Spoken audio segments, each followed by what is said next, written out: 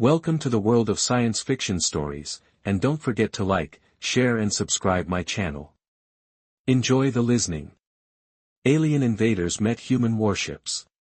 What happened next shocked the galaxy. The vast emptiness of Sector 47 shimmered with cosmic radiation. As the Nuven exploration vessel Eternal Seeker glided silently through the void, its crystalline hull captured and refracted starlight, creating a kaleidoscope of colors that had earned the Novans their reputation as the galaxy's most beautiful spacefarers. High Commander Vela stood on the observation deck, her translucent skin glowing with bioluminescent patterns that reflected her calm state of mind. The Novans had explored thousands of star systems in their 3 centuries of interstellar travel, cataloging worlds, studying stellar phenomena, and occasionally making contact with other spacefaring species.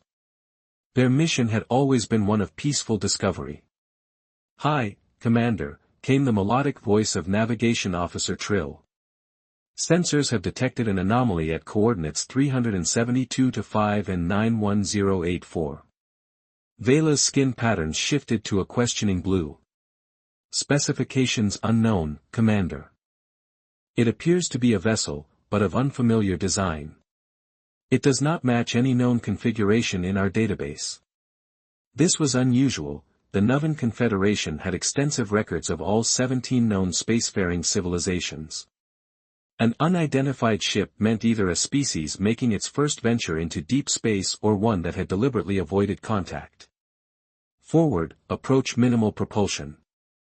Activate translation matrices and prepare greeting protocols," Vela ordered, her 4 eyes blinking in sequence, a sign of curiosity among her kind. The Eternal Seeker altered course, its drive emitting only the faintest energy signature as it moved toward the coordinates. On the main viewer, the unknown vessel gradually came into focus. Vela felt her skin patterns involuntarily shift to alarmed yellow. The ship was unlike anything in Nuven records. Where Nuven vessels were organic and flowing in design, this ship was angular and dark. Its hull was matte black, absorbing rather than reflecting light, making it difficult to gauge its true size. Most disturbing were the visible signs of damage, scorched sections and what appeared to be hastily repaired breaches. "Life signs?" Vela asked, struggling to maintain her composure. "Affirmative," responded Science Officer Lumen. "Carbon-based, approximately 300 individuals. Internal atmosphere suggests oxygen, brothers. Their power signature is unusual, primarily fusion-based but with elements our sensors cannot identify." "They've detected us," Trill announced. "The vessel is changing orientation, but not approaching." Vela considered her options. Nuven protocol for unknown species was clear: establish communication, offer friendship, share knowledge. Yet something about this vessel triggered a primitive caution in her mind. "Open channels across all common frequencies," she decided.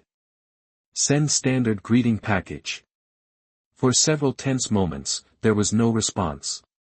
Then the communications array chimed. "Incoming transmission," announced Communications Officer Z, audio and visual. "Their translation algorithm is attempting to interpret our language." On screen, Vela ordered, "Activate display." The holographic image flickered and formed before them. The bridge crew collectively drew back. The being on the screen was bipedal, with only 2 eyes set in a flat face. Its body was covered in a synthetic material, dark gray with red accents and unfamiliar symbols on the chest area, and its skin was a pale color that Nuven associated with illness. "This is Captain Marcus Chen of the United Earth Force vessel Cerberus."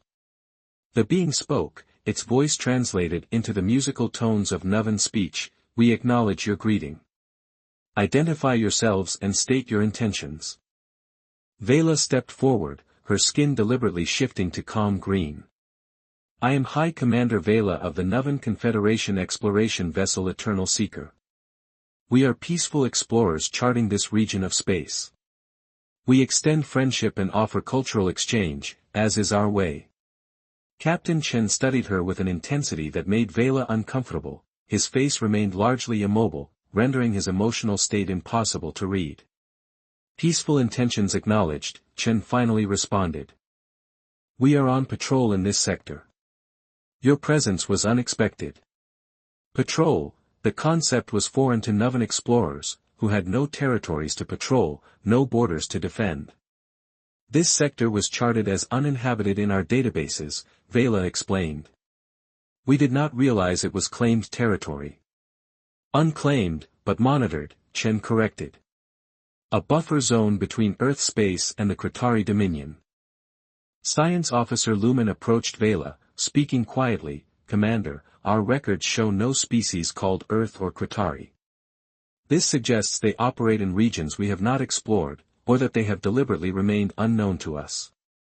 Vela replied softly before addressing Chen again, Captain, we have no record of either human or Kratari civilizations in our extensive databases.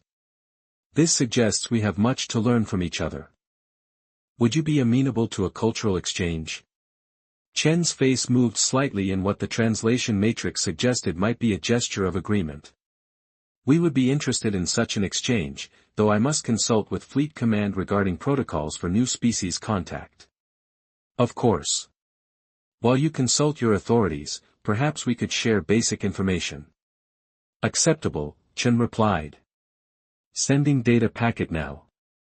As the human transmission came through, Science Officer Lumen began analyzing it immediately. What they found shocked the entire bridge crew. Commander, Lumen reported, voice wavering with disbelief, their vessel, it's a warship. Explain. Vela demanded, her skin darkening with concern, the Cerberus is designated as a heavy cruiser. It carries multiple weapon systems, energy-based and kinetic, defensive shields, and armor plating. The damage we observed indicates recent combat. According to this data, this is merely one vessel in something called the Fifth Fleet, which contains dozens of similar ships. Vela struggled to comprehend this information. In 3 centuries of space exploration, the Novans had never encountered a civilization that built dedicated warships and defense systems. Yes, all spacefaring races needed protection from natural hazards and the occasional hostile wildlife on unexplored worlds, but fleets of vessels designed primarily for combat, the concept was almost incomprehensible. There's more, Lumen continued. References to multiple conflicts with entities called the Kratari and Shard Collective. These humans have been fighting wars across dozens of star systems for nearly a century. The bridge fell silent. The Novans had no concept of interstellar warfare, disagreements between civilizations were settled through negotiation, mediation, or, in extreme cases, isolation. Commander Communications Officer Zay interrupted the silence, Captain Chen is requesting to speak again. Vela composed herself, willing her skin patterns back to a diplomatic green. On screen, Chen's image reappeared. Hi, Commander Vela. I have received authorization for limited cultural exchange. We would like to invite you and a small delegation aboard the Cerberus. This request sent ripples of anxiety through Vela's skin.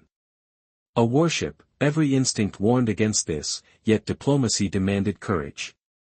We would be honored, Captain Chen. When would this meeting take place? At your convenience, we have adjusted our environmental systems to match the specifications you shared. A delegation of 5 would be appropriate. After the transmission ended, First Officer Kiran approached Vela. Commander, is this wise? We know nothing about these humans or their intentions, which is precisely why we must meet them.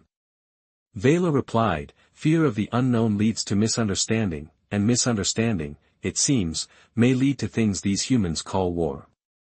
I will not have the Novan Confederation's first interaction with this species be tainted by fear. But their ship, their history, suggests caution. Yes, but not retreat. Vela's skin rippled with determination.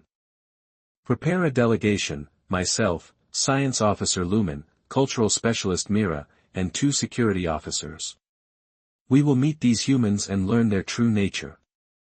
As the Novan shuttle departed from the Eternal Seeker toward the waiting human vessel, Vela couldn't help but wonder what kind of evolutionary path produced beings that built ships designed for battle as a primary function, what kind of history shook a species that organized itself into military fleets and patrolled empty sectors of space?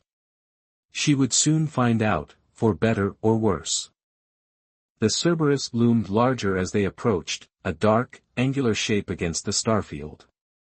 Up close, the damage to its hull was even more apparent: scorched sections, impact craters, and hastily repaired breaches. This ship had seen combat, survived, and continued its mission. As their shuttle was guided into a landing bay, Vela prepared herself to meet these warriors from Earth, these humans who built ships for war. Whatever happened next would undoubtedly change the Novan understanding of the galaxy forever. The revelation. The landing bay of the Cerberus was a stark contrast to the organic, flowing architecture of Novan vessels. Everything here was utilitarian: metal floors, equipment secured against walls, and multiple small craft that Science Officer Lumen quietly identified as combat shuttles based on their design. A group of humans awaited them, standing in formation. Captain Chen stepped forward as the Novan delegation disembarked, extending his upper limb in what their cultural briefing identified as a greeting gesture called a handshake. "Welcome aboard the Cerberus." "Hi, Commander Vela," Chen said, his translated voice maintaining a neutral tone. "This is my executive officer, Commander Sarah Taz, Chief Engineer Kazu Tanaka, and Security Chief George Mendes." Vela matched the gesture, surprised by the firmness of Chen's grip. "We are honored by your welcome, Captain. Allow me to introduce Science Officer Lumen, Cultural Specialist Mira, and our security attachés, Dren and Sorva." "Your timing is fortunate," Chen remarked as he guided them from the landing bay. "We're between patrol rotations. 2 weeks ago, this meeting wouldn't have been possible." "You encountered difficulties?" Vela inquired carefully. "A Kratari raiding party, 3 vessels, nothing the Cerberus couldn't handle." The casual reference to combat that would have destroyed an entire Novan exploration fleet left the delegation momentarily speechless. Vela's skin flickered with patterns of distress before she regained composure. "Your ship shows signs of damage. Were there casualties?" she finally asked. A shadow passed over Chen's face, the first clear emotional signal they had detected. 17 crew lost, 28 injured. We held a memorial service yesterday.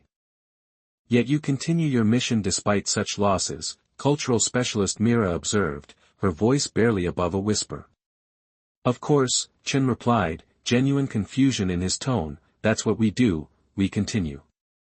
As they moved through the ship, the differences between their cultures became increasingly apparent. The corridors were narrow and efficient, with every centimeter serving a purpose, whereas Novan vessels contained meditation gardens and communal harmony spaces. The Cerberus housed weapon stations, redundant systems, and what Chief Engineer Tanaka called battle damage control centers. They passed a wall covered with small metal objects and images of humans. "Our memorial wall," Chen explained softly. "Every crew member lost since the Cerberus was commissioned, we carry them with us." "This is your first vessel?" Lumen asked. "My first command," Chen corrected. "The Cerberus has had 3 captains before me. I've served on 7 different ships over 20 years." "All warships?" Vela inquired. 5 combat vessels, 2 exploratory. All UEF ships are armed regardless of primary function. The engineering deck revealed technology that was both primitive and ingenious. The Novans used clean quantum resonance drives, but the humans relied on a massive fusion reactor that Chief Engineer Tanaka described with unmistakable pride. "She's got attitude," Tanaka explained, patting the enormous machine. "But she's never failed us, even when we pushed her to 130% during the Shard collective ambush at Denub. Your technology appears to prioritize durability over efficiency," Lumen observed. "In combat, reliability matters more than elegance," Tanaka replied with a shrug. "A beautiful ship that breaks is just beautiful, too." Security Chief Mendes led them to what he called the armory, a room filled with various weapons the Novans had never imagined. Every crew member, they learned, was trained in basic combat operations, even medical staff. Is this necessary for space exploration? Cultural specialist Mira asked, her skin pattern showing deep discomfort. Mendes exchanged a look with Captain Chen before answering, in our experience, yes. The tour concluded on the bridge, a compact, efficient command center where crew members worked at stations designed for quick access and communication. Unlike the spacious, contemplative command centers of Nuven ships, every element here served a purpose. This is where we make our decisions, High Commander Chen said. Not as beautiful as your ship, I imagine, but functional. It is impressive in its efficiency. Vela replied diplomatically, though I wonder, Captain Chen, why a species would design all vessels with such military capability. The bridge fell silent. Chen considered the question carefully before answering, High Commander, Earth's history is long and often violent. When we reached for the stars, we carried that history with us. Our first contact with another species, the Crete, was nearly our last. We learned quickly that the galaxy can be dangerous. Yet you continue to explore despite these dangers. Because of these dangers? Chen replied with a small smile. Humans are curious by nature. We want to see what's out there, but we're not naive. Their conversation was interrupted by a sudden alarm. The bridge erupted into activity as crew members moved with practiced precision to their stations. Unidentified vessels approaching from Sector 5, reported a crew member. 3 signatures, configuration matches Qatari scout class. Chen's demeanor changed instantly, the diplomatic host vanished, replaced by a commanding officer. Red alert, shields up, weapons on standby. Inform our guest vessel to power down and remain in position, Vela commanded as she watched in astonishment while the bridge transformed. Displays shifted to tactical readouts, lighting dimmed, and additional crew arrived at auxiliary stations. Perhaps we should return to our shuttle, Captain Vela began. No time, Chen cut her off. The Qatari would target your shuttle. You're safer here behind our shields. On the main viewer, 3 vessels appeared, sleek, predatory shapes moving in formation. They're scanning us, reported a crew member. And the Nuven vessel? Let them look, Chen replied calmly. But if they make any aggressive moves toward the Eternal Seeker, show them our teeth. The lead ship is hailing us, came another report on screen. The viewer changed to show a reptilian face with vertical pupils and scaled skin. UEF vessel, you are in disputed territory. Your presence violates the Treaty of Proxima. Explain yourself, Commander TAC, Chen addressed the Qatari. The treaty allows for patrol activities. We are well within our rights.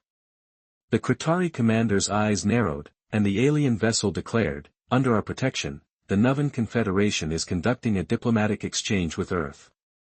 Any action against them will be considered an act of war against the UEF. Vela's skin paled. Protection, war. They had barely met these humans, and now Captain Chen was threatening conflict on their behalf. The Qatari commander seemed equally surprised. You claim protection rights over an unknown species? I do. A tense silence followed before the Qatari spoke.